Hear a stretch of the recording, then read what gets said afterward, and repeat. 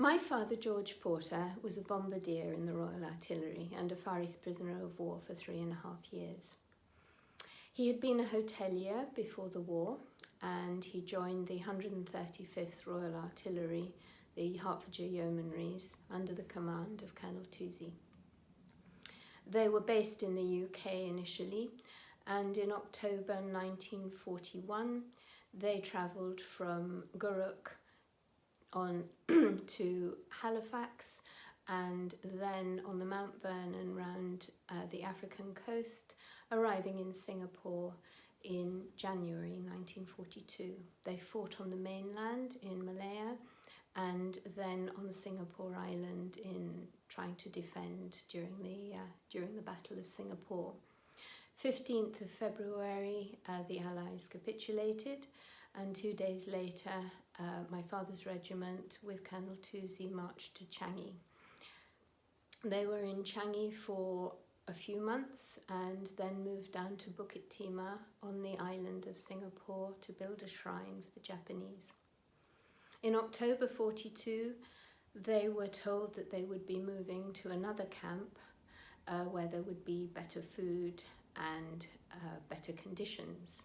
As it happened, they were transported on railway wagons for 4 days and 4 nights and arrived in the jungle in thick mud, and then learnt that they were to build a railway.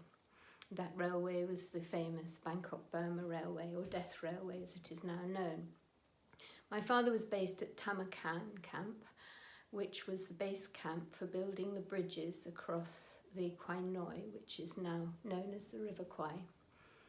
He remained there when the rest of the regiment went up the jungle to continue work on the railway, as my father was running the canteens at Tamakan, and Tamakan was then converted into a hospital camp.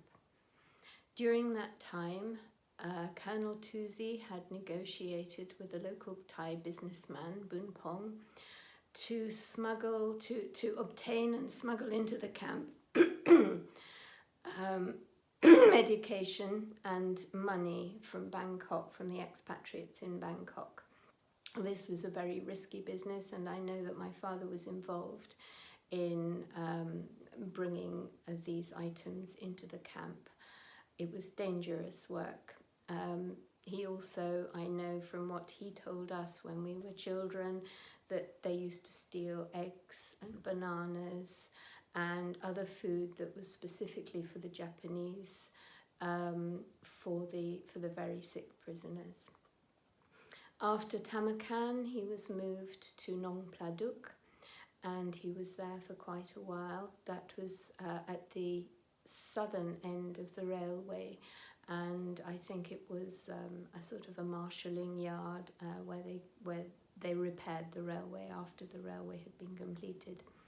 After that, in the October, I think, of 1944, he and most of his regiment were moved from Nong Pladuk up to Bangkok. They spent a week there and then moved to Ubon province in the northeast of Thailand to build an airstrip for the Japanese. And that's where he was when the Japanese surrendered on the 15th of August 1945. He didn't keep a diary as such, but I did find amongst his possessions a little journal, a notebook that he obviously acquired at his time in Tamakan.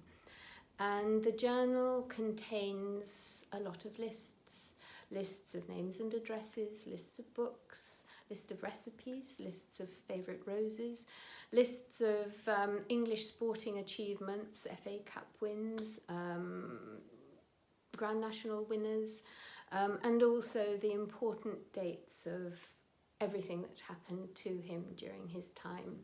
So he recorded when the mail came or hadn't come, when the rest of his regiment went up the jungle, when the prisoners were being sent off to Japan. So that was very helpful for me in my research, and along with a trip to Thailand inspired me to do some paintings to tell his story. After the war, he returned home on a hospital ship.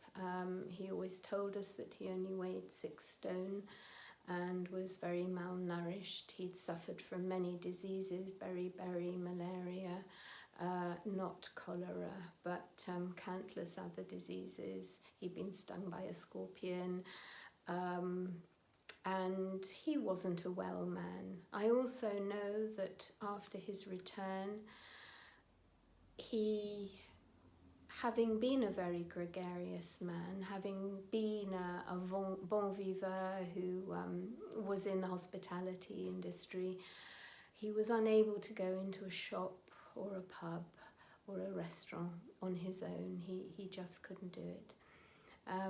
However, he, as did everyone, got back into normal life. He got a job working for the Kuwait Oil Company in charge of the catering provisioning of a sort of a new industry out in the Middle East. And that's where he met my mother and had his 2 daughters.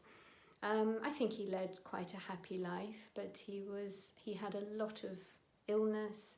He did have nightmares. He had a lot of neurological problems, and he died in 1979. And yes, I have wonderful memories of him. I remember his stories and his sense of humour, which is what he said always got him through his time as a POW.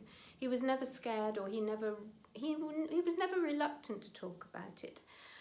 But clearly he did disguise some of the more dreadful things that happened. Everything was masked in an amusing story. So I have very fond memories of him, and this VJ Day, we shall be remembering him. We shall be remembering all the POWs and everyone who was involved in the Pacific War. But it's also my husband's birthday, so we shall be celebrating as well.